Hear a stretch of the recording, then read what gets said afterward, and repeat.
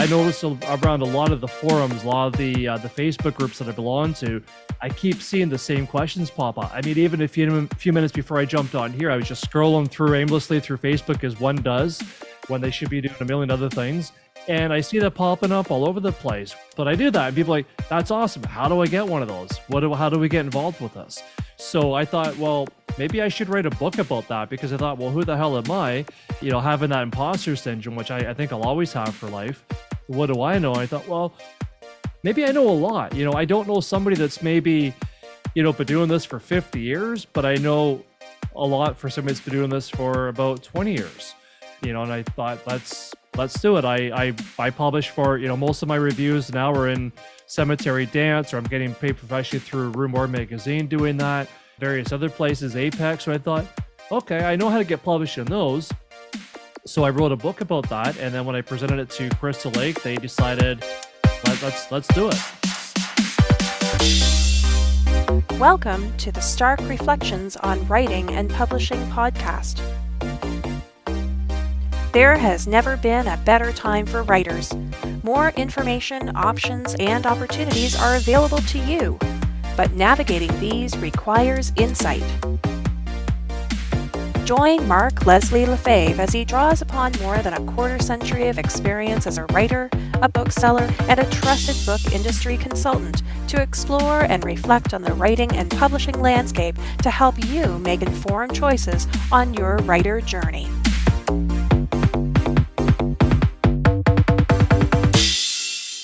Hello, Reflectives, and welcome to episode 372 of the Stark Reflections podcast. This is your host, Mark Leslie Lefebvre.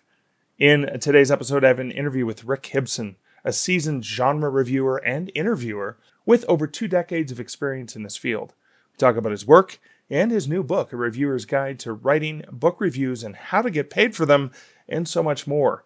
And that's coming up later in this episode. First, let's hear a word from this episode's sponsor. Ready to elevate your writing career? Join the Cruising Writers Group Sailing the Caribbean from Galveston on February 22nd to March 1st, 2025. This time, we're focused on indie authors, with special guests Mark Leslie and Aaron Wright leading a deep dive into the world of self-publishing. You'll come away with invaluable insights, but also great memories as you connect with other writers and explore charming ports of call in Roatan, Honduras, Costa Maya, Mexico, and Cozumel. Visit cruisingwriters.com to book your spot today. And that's this episode's sponsor. I'd also like to thank those who support the podcast over at buymeacoffee.com/Mark Leslie, my coffee buddies, as well as my patrons who support this podcast over at patreon.com/Stark Reflections. Love you guys. Thank you so much for your support. It means the world to me. And this week, I would like to welcome new patron, Kevin J. Anderson. Kevin, welcome to the patron group of the Stark Reflections podcast. I've got your link up already, and I am happy to have you join the awesome group of folks who do support this paid podcast. You do not have to, of course, support the podcast in that way. One of the other ways you can support me, actually, just by listening, you are supporting. So I appreciate you being here. Thank you for letting me tickle your ear and potentially your mind and imagination and inspiration. But you can also, if you would so choose, leave a review wherever you listen to this podcast. That also helps. But also, share any episode that actually resonates with you. Share that with someone that you think would find value in it. Those are great ways to help me. And I thank you guys so much for your support, for being there, and for sharing. Because sharing is, of course, caring. Okay, in terms of... let's play the bumper first. Yeah, it's always better with a bumper. A nice palate cleanser there. So, for comments from recent episodes. So, over on Twitter/X, Edwin Downward, there was a comment from the latest episode, my rambling reflections from the rose, yeah. Every road has its thorns. That's how the song goes, right? Anyways, this week's Stark Reflections with Mark Leslie, Edwin says, as I'm talking about time management and prioritizing tasks while recording as he drives to make use of what might otherwise be downtime. This takes me back to the days when I would brainstorm and write using my trusty voice recorder in the car. I'd hitch the recorder to my belt and put a mic on my lapel for hands-free operation. Very high-tech, manually adjusted high-tech. Edwin goes on to say, what I couldn't control was that 22-wheeler, bus, or Harley roaring beside me. And of course, anyone who did listen to my rambling reflections from the road heard all the background noises and could hear my turn signal click and stuff. And again, it was because I thought the mic was picking up potentially through my car's system, but apparently the voice recorder app doesn't work through the car system, through Android Auto. So what I should have done is use my headset, my cordless headset, because the mic would have been a lot closer to my mouth and further from the steering wheel. But what are you going to do? And I do appreciate the feedback I've received from a few other folks who said they did listen to it, and they thought they could detect certain things in the traffic, which is interesting that you guys are paying attention to. And I also did, just to let you know, is in that episode, I did use Audacity's noise removal, and I did remove quite a bit of the car noise. So even though there was a significant amount you could still hear, I did end up removing quite a bit of it. But the more you do that noise reduction with a really crappy background like that, the crappier it ends up affecting the voice itself. So I kind of went halfway on that one. And then, okay, so back to comments. But thank you for that one, Edwin. Back to comments. Beth C. over on Twitter said, from episode 370, which was Questioning and Reflecting with Becca Syme. So Beth C. tweeted in response to my sharing the link to that episode with, can't wait to listen to this because Becca drops so much wisdom and truth. Oh my God, she does. She really does. That's why we love her. And then later, after listening to the episode, of course, Beth said, it was really, really an excellent episode. Thanks for sharing her wisdom. And you are welcome, Beth. And I'm just so thankful that I had Becca on the podcast. I mean, that was even an episode. Liz doesn't listen to the podcast, but every once in a while, when I talk about a guest that I think, Becca's content, yes, for writers, but Becca's content is also something that can be valuable for other disciplines and other fields and stuff like that. So Liz did really also enjoy listening to that episode with Becca, and is going to probably be doing the survey, etc., with her own career stuff. So that's amazing. And she was just in awe because she heard me raving about Becca. We all love Becca, of course. So thank you for that, Beth. And then, of course, author D.L. White over on Twitter/X said, if Becca is on a podcast, I'm in, capital I-N. Yeah, of course. So again, you can leave your comments over at YouTube, where the podcast feed appears, over at starkreflections.ca for comments, as well as on the various social medias. I do love hearing what you are thinking about, what you're reflecting on as you're listening to the podcast, because I know I'm not the only one who is reflecting, and I love to share your own reflections and responses. So thank you guys for those comments. That is part of engagement. All right, let's play the bumper and let's do another really brief-ish personal update. Personal update. I am recording this from an Airbnb in Gunnison, Colorado, where I am for the week of Western Colorado University Masters of Creative Writing in the publishing discipline under Kevin J. Anderson, instructor. And it's Sunday today, Sunday the 21st of July. And I got in Friday after some delays there was, you may be aware of Counter-Strike and the stuff that happened, and it affected a lot of airlines. And a lot of us were delayed getting here. So it was Friday was a significantly long day, but I've got the coolest housemates and having so much fun. So Saturday was personal time, just going around. We had the introduction, the opening sort of ceremony thing in the evening, and listened to some faculty readings. Today on the Sunday, we got up early, met up with Kevin, and Kevin took us on some beautiful hikes up near Crested Butte.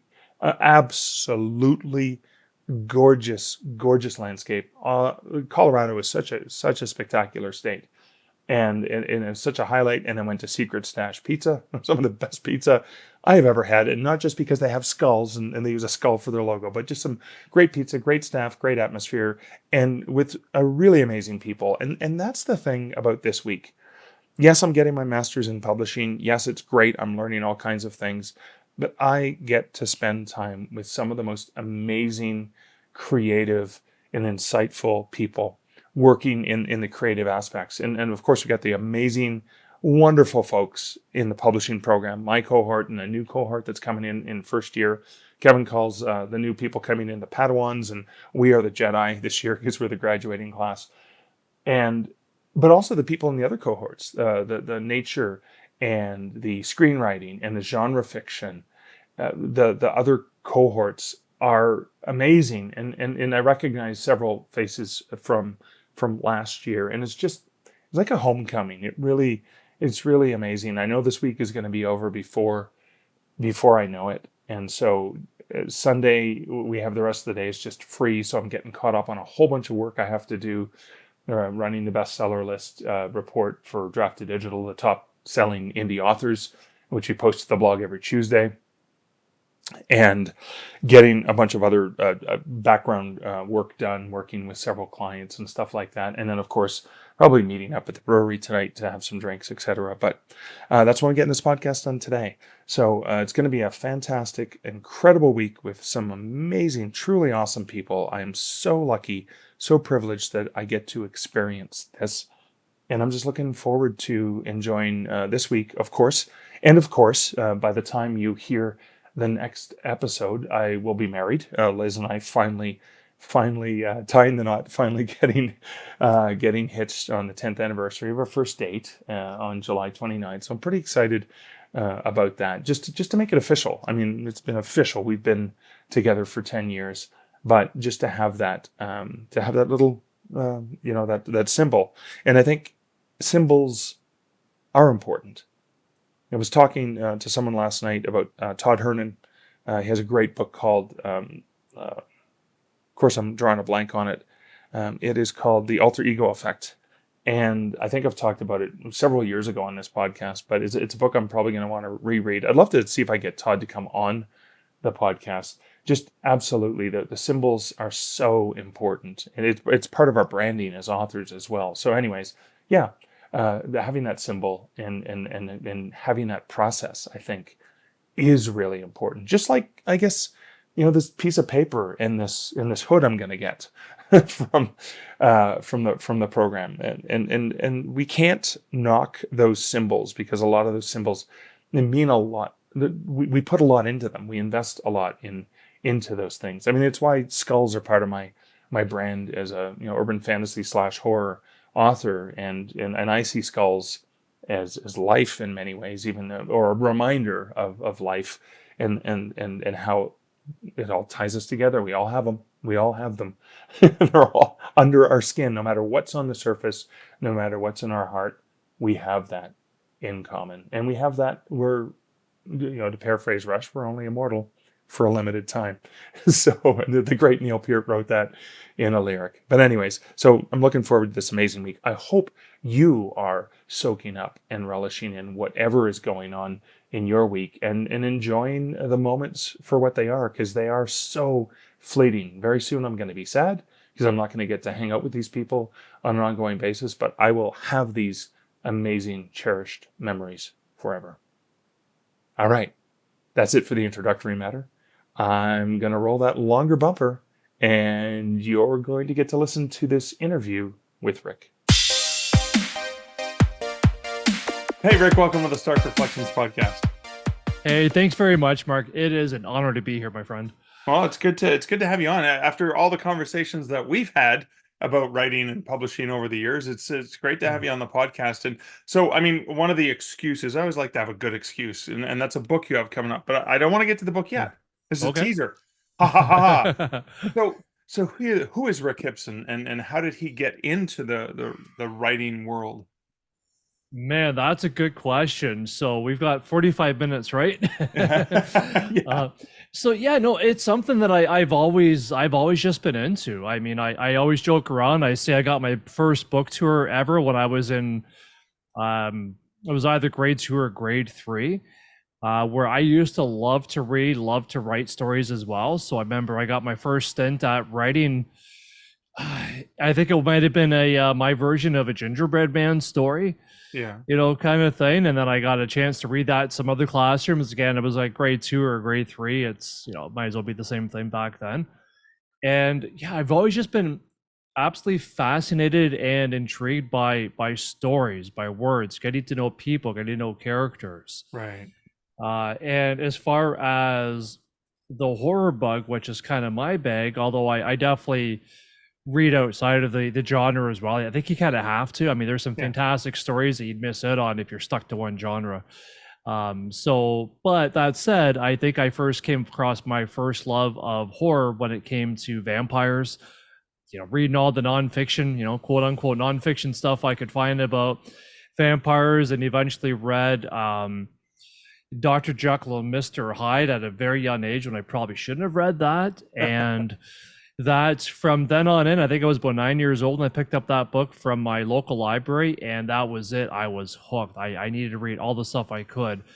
And years later, I guess the writing bug never really left me. And eventually I found this ragtag group of writing individuals, we'll call them, in it was Francis Ford Coppola's Zoetrope workshops, where there's various news groups kind of things set up. It's still going to this day too. And a guy named Chris Hedges and Paul Dano decided to start up this little magazine called Insidious Reflections, which I think you might have heard of. And they were looking for people. Nobody was paying me, but I didn't care. I just wanted an excuse to write and be in print. And they gave me a shot. And I started off kind of doing my interviews, writing reviews, and just absolutely fell in love with not just fictional stories, but author stories as well, and how they all got started. And Right. and it just kind of went from there. I've been reviewing, I've been interviewing ever since then. And every facet of the writing journey is something that I very much like. I love it. Love it all.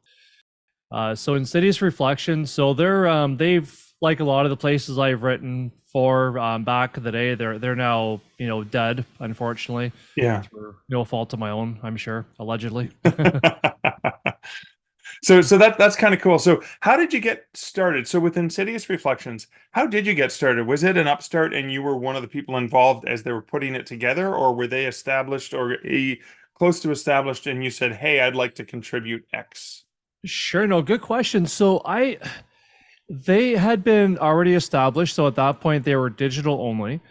I believe they did 3 issues that were digital, and their third one that was digital, their third issue, I actually have a short story in that one. Okay. That one they did pay me for. It's kind of funny. They pay me and then they're like, yeah, we're going to stop paying you now. Now that you work for the magazine. Exactly. Now that we roped you in with a little bit of a doggy bone here. And I guess that would have been it. And they were getting set to do they wanted to make their 4th issue, their first print magazine issue. And I actually have, for the viewers who just listen to this, they're going to have to use your imagination. So I actually have, I don't know if you can really quite see it, but I have behind me a framed magazine of that issue that happens to have Jack Ketchum, our friend Dallas Mayer, in it. So how that all started, and I guess really how I kind of proved to them that I was not only passionate about what I could do. Unfortunately, you can have all the passion in the world, but you could still suck at what you do.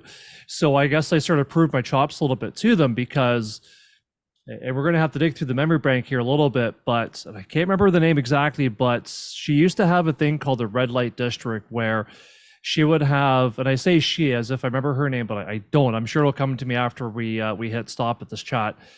But she had a conversation called the Red Light District, where it was live conversations.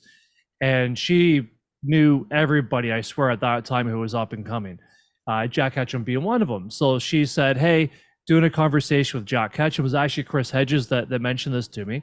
He said, hey, she's doing a conversation with Jack Ketchum. I would love to get him for the magazine. Do you want to go and kind of, quote unquote, represent the magazine and jump in there, learn a little bit about him? At that point, I of course, I knew about him. You couldn't not call yourself a horror guy, read horror without hearing about Jack Ketchum. But at that point, I hadn't read Jack Ketchum. So I thought, yeah, okay, I'll do it. So I went in there. I asked some questions that he responded well to, and the rest is, I guess, as they say, history. So based off of that, I used that connection with Jack Ketchum to set up my first ever interview with him. And I proved my chops. They put him in the magazine with my interview, and it's now, he actually signed it as well.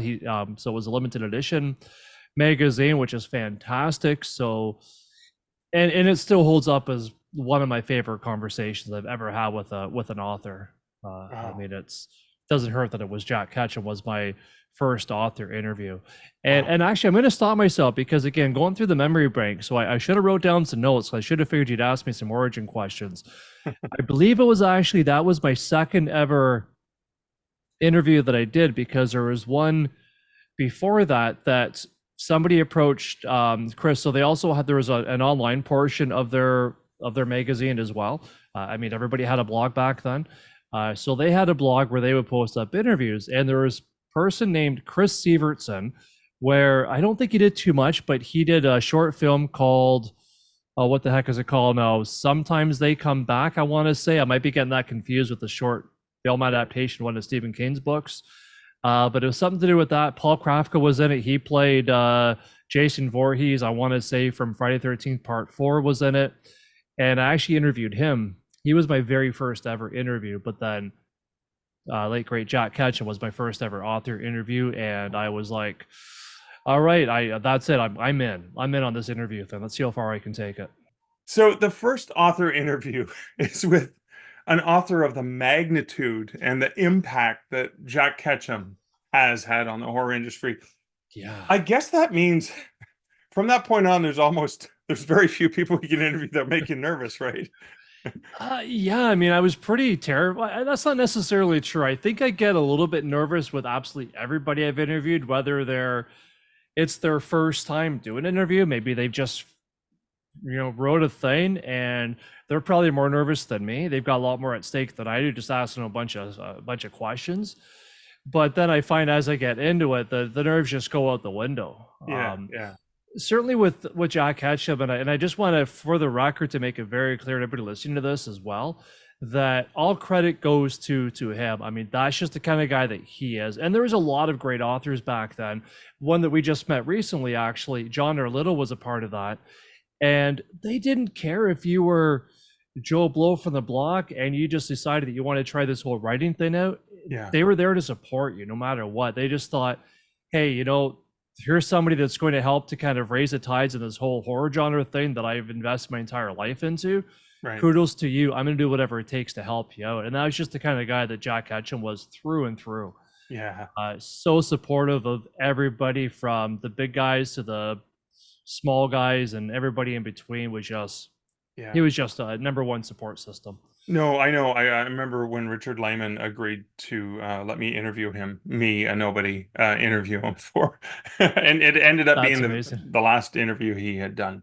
Oh, wow. Before he passed on. And even the magazine that was going to publish it didn't end up publishing it because he died just as it was about to go to press, and they didn't want to look like they were monopolizing or jumping on we're going to do a Richard Lehman interview.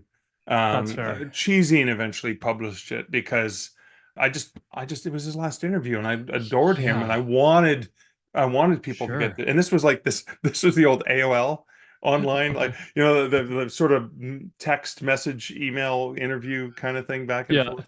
It was just yeah. You do what you have to do, right? I mean, I think the wonkiest interview I ever had was I interviewed Brian Keene a while back, strictly through tweets. Yeah, that back and forth, and you extrapolated that into an interview. So let's talk about the different ways you've interviewed. So with Jack Ketchum, you were there in person with him. Not for this one, no. That was through trying to think. So I've interviewed him maybe 4 or 5 times over the years, and that one was through would have been through email. Okay. Yeah, that was through email, which for Jack Ketchum, that was about as high tech as he got. Yeah. I remember Chris Hedges used to tell me that he'd get a story from him, which is in the magazine that I interviewed him with, and he would get a floppy disk. And that was pretty high tech back then, right? Because it wasn't a typewritten page. So yeah, exactly. So that was interesting. So later on I did have a chance to interview him through. It's probably still to this day actually one of my, if I had to pick gun to the head, top 3 interviews I've ever done. The one that I did with Jack Ketchum with Dallas, his real name, I did that through the telephone with him, and it was great. He gave me a virtual tour of his home. I got to find out what his comfort food is, how much he loves to cook.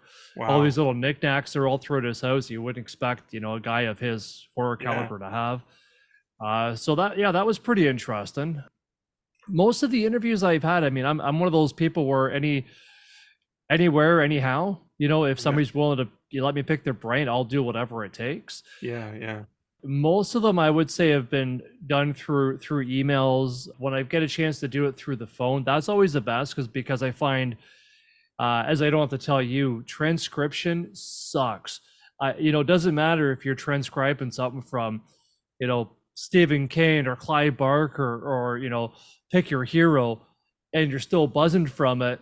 You're writing this transcription out and you're thinking, this sucks. I don't know about you. Maybe some people love it, but I don't like transcribing. I love going through and revisiting the interviews again. And it's great because sometimes you're so involved in an interview that you're not really, you might miss a few things that they said. Right. So that part of transcription I find is really cool because then I can really focus on sort of the things that they said, not necessarily how they're saying it. So you're talking about, so when you talk about transcription, you're not talking about taking an audio file and transcribing it. You're talking about trying to keep notes while you're interviewing where you don't have an audio recording? Not quite. No, good question. So no, I'm glad you clarified that. So I'm not gifted enough to write short form or notes as people are talking. I find that maybe it's my undiagnosed ADHD squirrel brain, but I'm all about, like, I'm kind of a one serving focus kind of guy. So Right. I wouldn't be able to, you know, even if I'm, for example, if the tables are flipped and I'm interviewing you, I wouldn't be able to write things down because I was always that kid in the classroom too.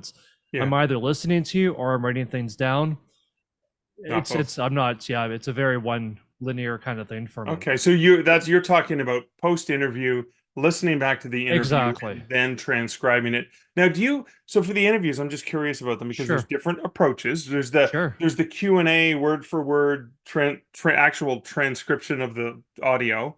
Sure. And I remember some of my earliest experiences as a young man wanting to read the articles in Playboy. But I did actually enjoy the Playboy interviews because it was a recording, and there were interesting things like they actually they described what the interviewers said. Like at this point, Robert De Niro picked up the recorder, turned it off, and we had a 15-minute conversation that's not going to be part of this interview where he shared the real story, and then he turned it back on. And so you're like, oh, that's so cool. And Right. there's that sort of verbatim interview. Right. I'm reading a horror novel right now, Fantastic Land. That's basically it's to be a transcription of a whole bunch of interviews of people. Lord of the Rings at Disney is basically Lord of the Flies, I should say, taking place at Disney is the catchphrase or the log line for that the bookseller sold me with. Anyway, that's a bit of an aside. So there's that kind of interview, but then there's also an article. I mean, I was interviewed by somebody for about 40 minutes once for an article for Indie Author Magazine. And she took this really long interview where I went off on every tangent imaginable. And she turned it into a very complimentary, lovely piece. And I don't know how she did it because I'm such a scattered mess. But she did talk about the epic side quests of Mark Leslie LeFevre. It was like, that's a great positive spin on the things I do. But and that was more of an article. So are your interviews a combination of like the written article based on an interview or the Q&A? What's the style that you tend to gravitate to? Oh man, that's an awesome question. Yeah, it's really, I mean, I can certainly tell you my favorite approach is probably the most pain in the butt approach, which is just getting down to the transcription. So one of the things that I do, for example, is, I mean, one of the best things I've ever done for my interviews is to create my own podcast as well and just have that spoken word casual conversation, kind of like what we're doing right now. Like, that's just the best. It's the closest thing to actually sitting in the same room as somebody. Yeah. So I really enjoy that. And there's been times where I've taken, you know, I might have an hour-long conversation with somebody, but then I'll get that down to its bare bones, and I'll maybe sell that over to, as a condensed version, as I call it, over to Cemetery Dance. Whereas somebody that's reading that, you know, they're not going to care about all the ums and the ahs, and they might not be as interested in the side quests. They just want something that's going to be focused. So that it's my job to sort of take out some of the side quests, get it focused, and make the the guests seem as if they're just the most focused individual in the world.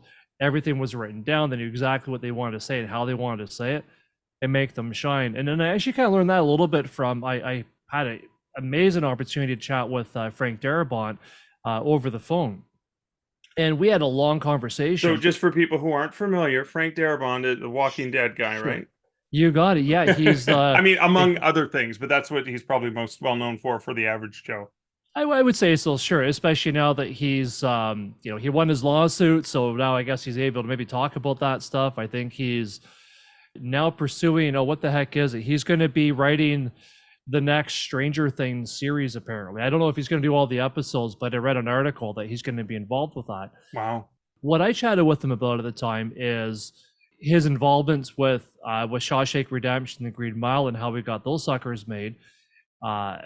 Gauntlet Press, Barry Hoffman, who is the owner and the publisher for Gauntlet Press, has been amazing. I think I've owe so much debts of gratitude to him for sending me all kinds of books. He's a super connector. Anybody that I ever asked, such as Frank Darabont, who had his scripts in one of their books that they did, I said, do you think he'd be down for a conversation?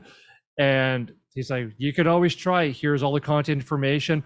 That's the best I got for you, Rick. Good luck. And I needed all the luck because, man, that guy's tough to reach, as you can imagine. So I got a chance to talk to him about Shawshank Redemption, The Green Mile. And we talked for about at least an hour or so. And it was cool because, of course, I'm thinking to myself, the last thing I want to do is take away any words that this man had to say. But when I went back and forth, he actually encouraged me, if you think that I've said something that doesn't make any sense, get rid of it. If I say all these filler words or if I'm kind of off on a tangent, get rid of it, Rick. Bring me back in. It's up to you to make me sound good. He's familiar with leaving stuff on the cutting room floor, isn't he? He's got a little bit of experience with that. So, and he taught me a lot about that, because at that point I thought, I need to keep almost everything in except for the ums and the ahs and things. And I learned a lot from that conversation with his guidance. So I carry that forward. And now every time, if I'm either having especially a phone conversation where, you're not, things might not be as linear as far as thoughts, because I find most people are kind of getting to their points as they're talking about their points, if that makes any sense. So there's a lot of side quests involved with that. So then it's up to me to try to scrunch that down if I'm going to be transcribing that for the purpose of selling that in a magazine or an online publisher or what have you. So you talked about a strategy I want to dig into a little bit, and I like this. It's Sure. You have the interview, so you could have the full, we call it unabridged, even though we do abridge the ums and the ahs and some of those lines, like Frank suggests. Yeah, it just doesn't add anything. So let's cut this bit of dialogue in the scene. We can just cut to the chase, right?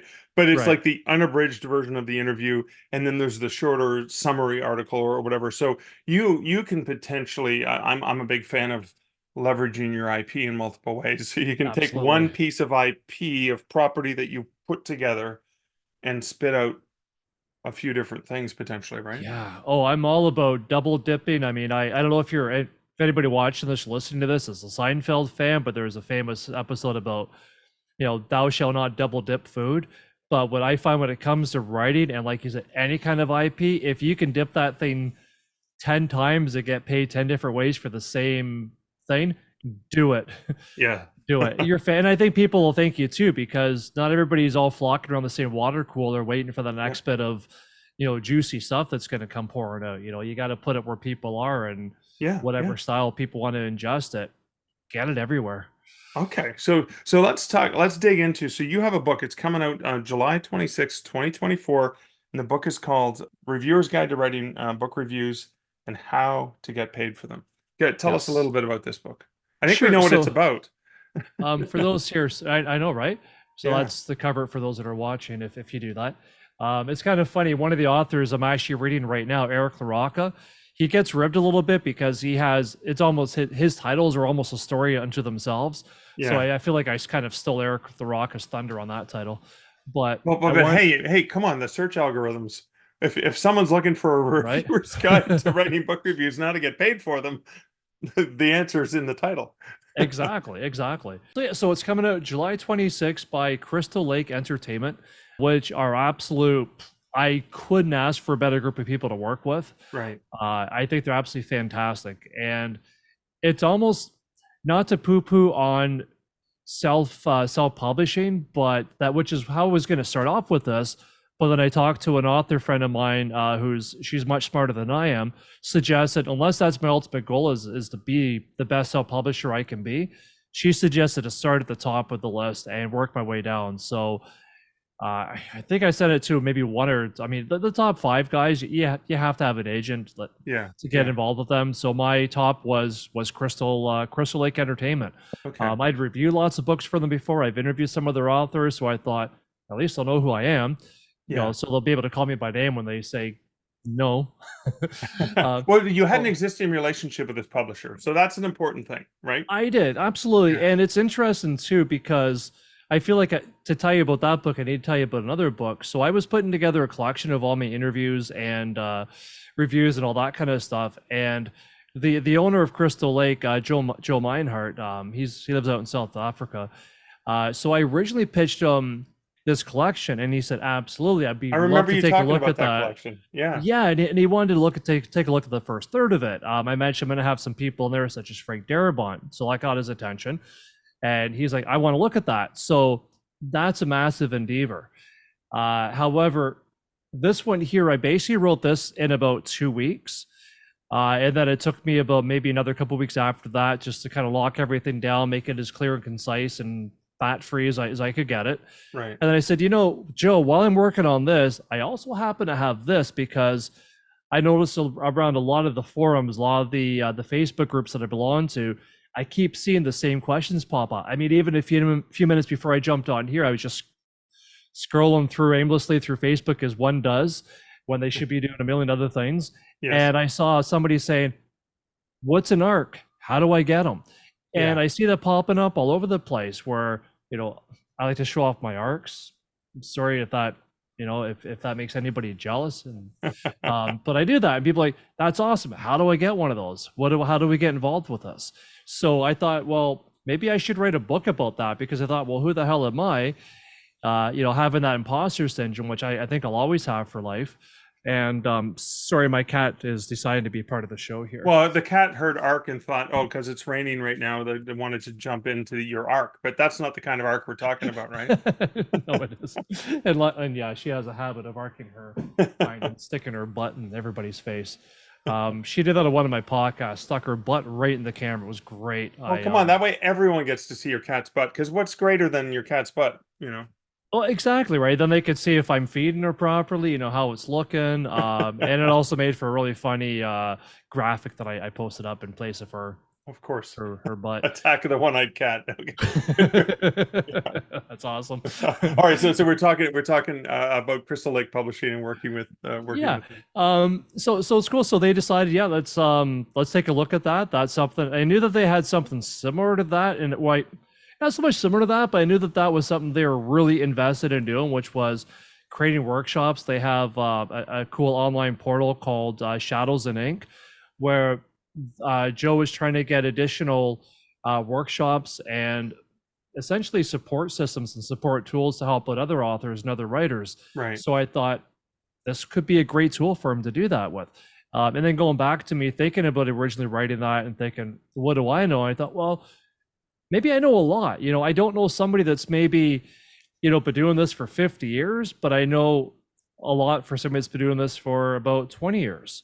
Right. And I thought, let's do it. I publish for, most of my reviews now are in Cemetery Dance, or I'm getting paid professionally through Rue Morgue magazine doing that, various other places, Apex. So I thought, okay, I know how to get published in those. So I wrote a book about that, and then when I presented it to Crystal Lake, they decided, let's do it. Absolutely, let's take a look at that. And then they sent me the first round of edits, and I thought, maybe I don't know as much about this as I thought, because there's so much red ink in this thing. But it was awesome. They didn't take any of my ideas out. They loved them all. If anything, they asked me to expand on things. They asked me to shift certain sections around that I wouldn't have thought about in a million years.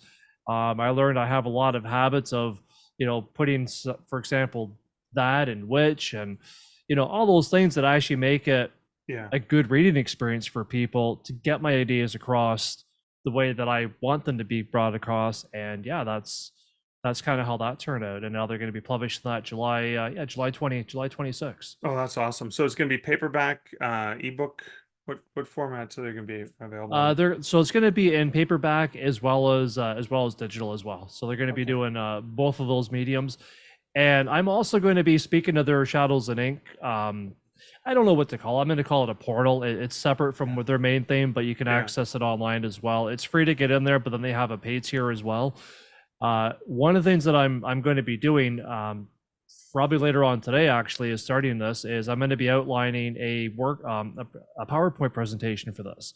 Right. So I could present that through their Shadows and Ink portal, hopefully through some of my local libraries. And I'm also hoping, back to that double dip the hell out of everything you can, also do some sessions, some workshop sessions, that's a tongue twister, for my own podcast as well, so that people can have access to this wherever they get their information. Awesome. So please provide links to the portal in question as after we do the interview, so I can include those in the show notes as well. So let's dig into some of the details. So growing up in horror publishing myself, and you would start with a market, you work your way up from payment and copy to semi-pro rates or non-pro, semi-pro, pro rates, etc. for building a name for yourself in the community. And that must be where I initially saw John R. Little stuff, because I was reading a lot of small press horror magazines. I'm sure I saw his name coming over, so I was so excited, like, a horror author lives in town here. I know, right? So that's the way that we were traditionally trained in that. In terms of interviews and reviews and the stuff that you do, the nonfiction pieces, is it a similar thing where you start off with, I'm just going to write for the experience and exposure, but you die of exposure if you do too much of it. So like, how does that work in the nonfiction realm? Yeah, I would say that's pretty similar, although I like to think that the barrier to entry, as in getting paid for it, is maybe a little bit thinner. I think you could be a brand. I mean, I guess this really is the same as fiction. You could be outstanding, and your first ever submission could be, you could get paid lots of money for it. So I suppose it is similar that way. How I started out is exactly that. So I started with Insidious Reflections. They didn't pay me, although I've got plenty of merch. Chris Hedges was awesome. He'd always send me, books in various stages that he's working on and things like that. So, but it also built a name for yourself. It did. It built a name for myself. Platform. Yeah. It did. Yeah. Recognizable platform. It gave me the confidence. It gave me the chops. It also gave me free magazines, so I could read what other people were writing about as well. And I think that's key. So I could read other people's reviews and think, yeah, that one didn't work for me. I don't care about that book at all. Why is that? Or, well, I'm really excited to read this book that person reviewed. Why is that? Yeah. And it kind of went from there. And I got pretty lucky as well. The horror community it's a big community, but it's also pretty tight-knit circle of community people. So everybody kind of knows everybody. So through the acquaintances that I met through Insidious Reflections, I got to know other folks as well. Bailey Hunter, for example, she started Dark Recesses Press. She did a resurrection a few years back, and then just for life things happened, she unfortunately had to pull back. But she was offering pro rates as well, and so that was probably some of my first paying things that I did was through her magazine, if I'm remembering correctly. Right. And then eventually I started trying to pitch Remorque.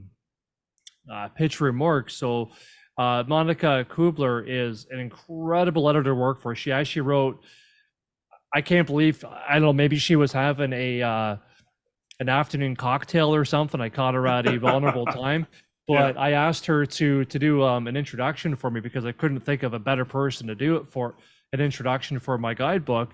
She agreed to that, just absolutely knocked it out of the park. Like I did a Wade and Garth edition of I'm Not Worthy kind of thing. And I think her first line was, is he crazy asking me, why does he want his nitpicky hard ass editor to intro this? And then as she read it, I guess she figured out this is why, because he knew that I would give him an alternative voice, an alternative viewpoint. Right. Yeah. To the importance of a review. And Brian Keene actually did a reading a number of years. Well, actually, it was June 6, 2006 for a 666 event in Toronto, which is fairly close to where I live in Kitchener, Ontario. So I went there. Monica was there. They were friends. He stayed at her place while he was over. And I absolutely did corner her after she had many cocktails because it's late at night. And one does what one does if alcohol is your thing and you're around a bunch of horror writers. So I convinced her to give me a tour of the Rue Morgue Manor, which was awesome. I decided to pitch her some things. She said yes. I should be embarrassed to tell this story, but I guess I'm not that embarrassed because I tell that story in this book as well, which hopefully makes people read this and think, if this guy can screw up about as real as you can screw up as a reviewer, then there's hope for the rest of us. So I'm not going to name the review because I don't want to, poo-poo on the poor author that did this. I think you know. If you don't, I can tell you off air. Not because I'm embarrassed, but I want to protect those innocent parties. Get it. Yeah, fair enough. Protect the innocent. So I wrote a review, and I did the best I could. It was my first full-length review, and I think the worst thing possible is, as a reviewer, somebody says, well, the review's not up to our standards. It still needs a lot of work to be Rue Morgue friendly, but unfortunately, we've already passed the deadline by a little bit. We're going to printer. We don't have any alternatives. We have to publish this. I did the best I could at fixing it up for you. So it got published in there. And honestly, it would have been better if they just said, here's a video of us setting your review on fire. Draw your own conclusions. So that was horrible. So, but that after that, they delegated me to one of their sections that I really wish they'd bring back, called the Grim Reader, where it was a review of about 50 or 60 or 50 words. So there is no room for fat at all. And it really taught me that you can say a lot in a very little amount of space. Yeah. Taught me to be concise, to the point, and almost like a newspaper where they always, start with the most important points at the top. Yeah. Well, when you've got 60 words to work with, every word has to be important. So that really taught me a lot. I did that for a couple of years. And then finally I'm like, here's a longer review. I hope this one doesn't suck as bad. And it didn't. It kind of took off from there, and eventually worked my way up. And now Monica asked me for reviews. So I want to let people know, if they're not familiar with Rue Morgue magazine. Sure, please do. It is, again, I was surprised, like, this is Canadian, and it's a beautiful, glossy, high-end, full-color magazine, and you can purchase it at bookstore stands almost everywhere. I picked this one up at a Kohl's in Hamilton just a few weeks ago. As well as you can see, I've done some research. That's awesome. Into it, but it's been a while since I've had my hands on the magazine.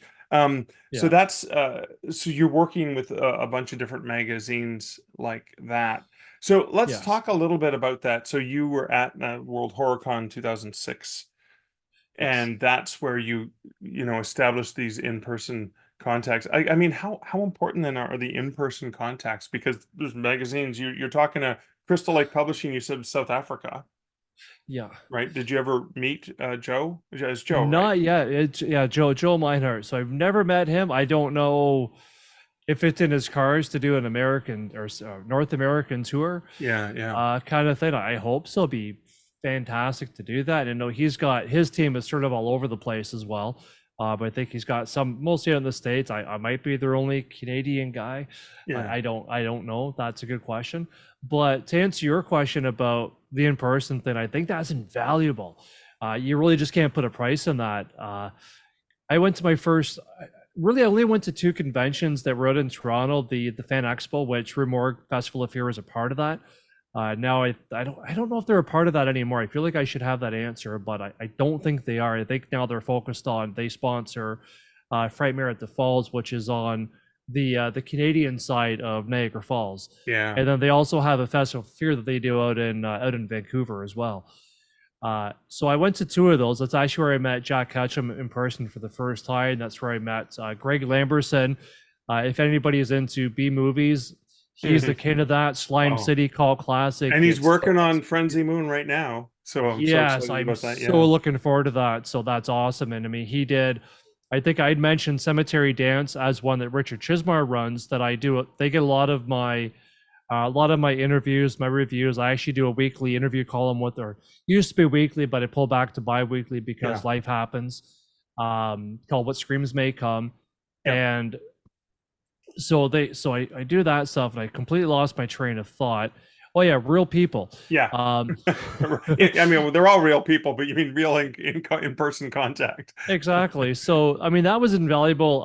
Certainly through the Fan Expo, and I like to think that I made a great connection with Jack Ketchum then. I mean, his he says he had to pee, but I think he just needed to go out and smoke a lot of cigarettes and needed a break. He was a big smoker. And my girlfriend at the time and I essentially got to be Jack Ketchum for however long it took him to get out and get back in again. So we were taking care of his booth. He just made, I think at that time, The Lost, his book, The Lost, was just adapted into a movie, and I covered everybody under the sun, a part of that movie, as well as The Girl Next Door. So I made a great connection with him. But most recently, I went to my first ever author console. It's the Scares the Care author console. It's one that Jack Lerner, Brian Keene, and Joe Ripple, as well as their board of trustees, put together. And it's such a good organization. So they help, but I believe it's 3 main people. So they help somebody that's been a burn victim, a cancer, somebody that gets the bad news of cancer, and I that might be it. But I want to say they help out 3 recipients, but don't quote me on that. And I'd hate to get that wrong, but you can certainly, everybody can look up Scares the Care. So they do an author con now. So I went to their second author con 2 years ago, and that was the best thing that I've ever done for anything to do with my writing. It's so inspiring. You get to actually shake hands with people, see what they're doing. You get to see the hustle in person, see all these hardworking, passionate people. And as a reviewer and an interviewer, it's the best thing ever. I walked out of that, and I mean, I'm still buzzing from that first one. That was 2 years ago. And then I went to the other one this past April. And now that's my convention. I'm going every year if I have to hitchhike across the country with my tin cup in hand to pay for food while I'm there. Hopefully it doesn't come to that, but I'm willing to do that. So yeah, I think that's it's so important to get these real life occurrences, shake people's hands, find out what they're doing, say, hey, do you want to be on my podcast? Can I interview you? Can I review your stuff? And as a reviewer, authors love reviewers. So anybody that's listening to this that has an inkling of, I don't know how to get these arcs, I don't know if I'm going to be taken seriously as a reviewer, I don't have a lot of practice, it doesn't matter.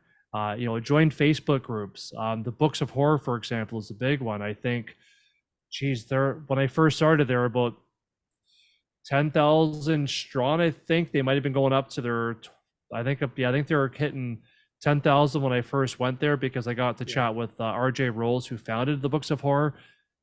I think they might have bypassed 50,000 people. It's nuts. Wow. But they keep as much of the drama out of there as possible. It's all about the books.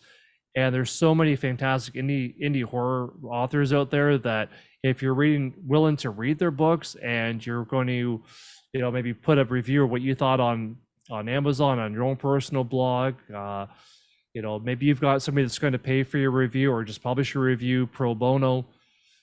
There's a lot of opportunity out there. And if you get a chance, everybody listening to this, to actually go to a convention, no matter how big or how small, I guarantee you, if you tell an author you review, they're probably going to give you their book, whether it's a physical copy or a digital copy. Right. That's the nice thing too. And I have no shame in that at all. It's not, if authors give you their books, you're not obligated to read it, review it, but it's a nice way to get books for free. I walked with a lot of free books. I have every intention of reading them. And it's a smart thing for them to do too, because it puts them on your radar, so that even if you don't read that specific book, at least for me, I feel like I owe them one. They trusted me with, their pride and joy, their book. So I'm going to keep them on my radar and make sure that at some point I'm going to review their book, if not that specific one. Well, the thing is, you may have a signed copy of that book from an author you met at a conference, and it could be 5 years later that go, oh, what are they up to now? And then you contact them. It may not, and that's the thing. It's this long-term thing with authors. Absolutely. So I have a favor to ask for my patrons. I want to do a very in-depth, personal, me asking you for some advice, but that we're running out of time in the regular podcast, so I'm going to save that as a special bonus for my patrons. Sure. But as we get close to the wrap up of this one, there's a couple things I think are really important to denote. Is you also have a podcast in which you leverage a lot of the same stuff that you do, reviews, interviews, that kind of stuff. Tell me, well, what's the podcast? Where can people find it? And what can they find on the podcast? And then I might ask you a couple more questions about that. You are a gem, and this is some of the best things that I love about the horror community is that sure, you're competing with other authors for sales and that, but it doesn't mean you're going to step on everybody, and everybody's got their hand out to help you out. Most of them, 90% of them do. Yeah. So no, I appreciate you asking me that on your podcast. So my podcast is called Dark Bites, which you can go to it through darkbites.ca. I like to keep things simple. There you go. That'll take you directly to my landing page of the podcast. And really what it's all about is I did self-publish a collection of interviews and reviews back in the day when I was trying to get on people's podcasts. I kept getting turned down because their vocals was fiction. And I thought, what kind of garbage is that? I always loved the inclusivity of what horror genre is all about. So I thought that's kind of strange. So I decided, screw it. I'm going to do my own podcast so I can talk about that book. And anybody that does any kind of horror creations is more than welcome to go on there. So Are you listening, listeners? Anyone who writes in that genre? Yeah, absolutely. Yeah, hit me up. My contact information is on my darkbites.ca in the About Me section as well. So, anybody that wants to be on there, if you've got a little something that you want to talk about, by all means. I have to say this. Hang on. And Rick is a phenomenal interviewer. I got to see you live in action interviewing John Little. Fantastic conversation, and I know people will be able to catch that on your. If that episode's not out yet, send me the link so I can include it in the show notes. Absolutely. Thanks. Yeah, thanks. So that was my first ever live interview. So that was kind of neat. That was interesting. I was there for it. And I have pictures. You were there for it. It was such an honor. Exactly. You've got the pictures to prove it. So no, it was super cool experience. So I guess if I've got to focus on my podcast, it is horror authors.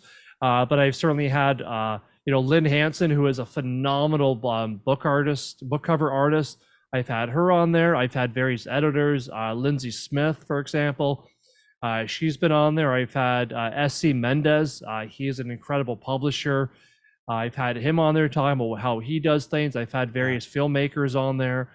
I do have, although it didn't go over so well because people tune into a podcast on YouTube to watch stuff, but people can go on there to actually listen to my Frank Darabont conversation as well, because Cemetery Dance is awesome. They give me permission to share that out as well. Eventually will be in their magazine at some point eventually. Yell at them guys if you want to see that one in print. But yeah, that's my podcast in a nutshell. It's just me sitting back and talking to whoever will give me the time of the day. So there's a lot of great stuff on there, I think. Cool. Okay. And so the name of the book, and then where people can find the book online, and then where they can find you online, apart from your podcast. Sure. So first of all, again, it is a reviewer's guide to writing book reviews and how to get paid for them. See, it's such a long one, even I have to stop and think about it. But the algorithm will be your friend if you're searching for a review guide. And that's going to be coming out July 26th. All kinds of examples in there as well. That was one thing. I did my homework on that, and the review guides that I found out there, some of them touted themselves as the big highlight of the book is having a example. I'm giving you several examples. I even have notes in there for Monica saying, you need to do this and this, so she gives me her editing notes. I've got all that in the book as well. So again, that comes out July 26th. Crystal Lake Entertainment through digital as well as the paperback copies. There, at the time that we're having this conversation, there aren't any pre-order links out there yet, but they generally put those out about a month in advance. So that's going to be coming up pretty soon. As soon as it does, of course, I'll make sure that Mark has all the links so that you guys will be able to see that in the description of the conversation as well. If you want to find me personally, I really should work on an author website. I don't have that yet, but the next best thing I have is a beautiful thing called Linktree. So make sure that Mark's got my link for that, so you guys can click that. So that'll tie you into my newsletter that I'm terrible at getting it on a regular basis. That'll tie you in with that, as well as my podcast, as well as my blog. And I'm sure I'm probably missing something. And if you want to email me, all that information will be there on Linktree as well. Awesome. Rick, thanks so much for hanging out with me today. My pleasure. Thank you very much. It's nice being in this part of the hot seat for a change. So it's thank you. Two things that I want to reflect on from the interview with Rick. The first one was Rick's decision to go with a publisher, to go with Crystal Lake Publishing. rather than self-publish this book he was talking about, and the reasoning behind it. I mean, knowing that learning all he had to learn was not in the cards for him. He recognized that right off the bat. Rick did not have the time to become the best self-publisher he could, to give the book the best chance it could. So he focused on creating the best content and then collaborating with a publisher that he trusted, that he knew, that he had a relationship with, and that he knew had that kind of content and would do a good job with it. And the reflection here is it's so important for authors not to just do something because they think they should do it, but to determine the path that's right for them, per book, per project, and understanding their limitations, understanding the pros, the cons of various things, and then making the decision that's right for them. Rick is a DIYer. Of course, his podcast is DIY. So he understands the intense work involved in that, and he's committed to that for various reasons. Again, this is him multiple IP exploitation in a great way, where he can leverage the same content multiple times, which I talk about a lot for fiction authors as well. So great to have that there. And then the last thing I want to reflect on from the interview is when Rick saying, I feel like I owe them one in response to receiving a book from an author.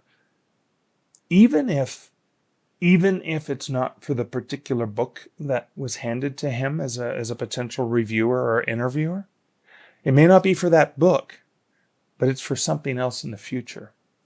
And that's, again, part of the relationships in publishing. That's part of thinking about the long term, thinking about that relationship that's suddenly there between Rick and the author who handed him that book, who created that connection. And that is huge. That is a significant thing. And again, when that same author's name comes up again, it's one that Rick remembers because he has a personal connection with it. And that can make all the difference.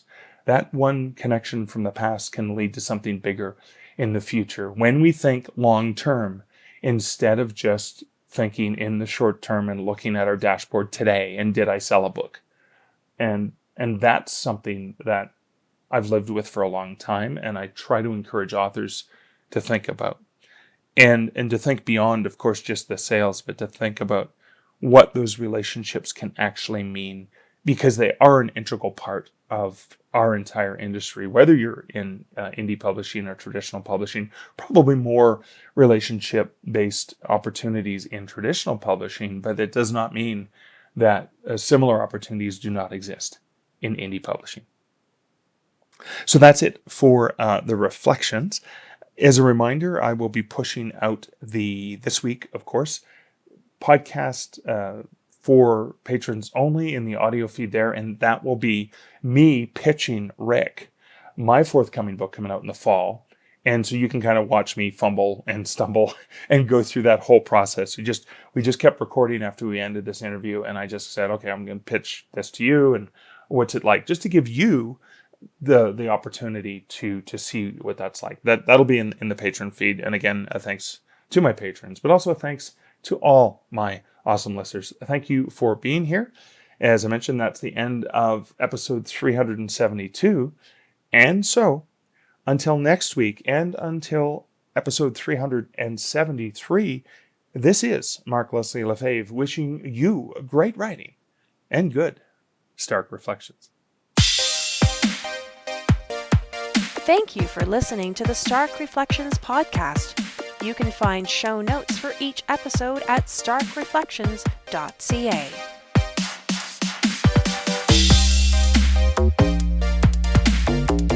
The music for this podcast, Laser Groove, was composed and produced by Kevin MacLeod. Check out more of Kevin's great music at incomptech.com.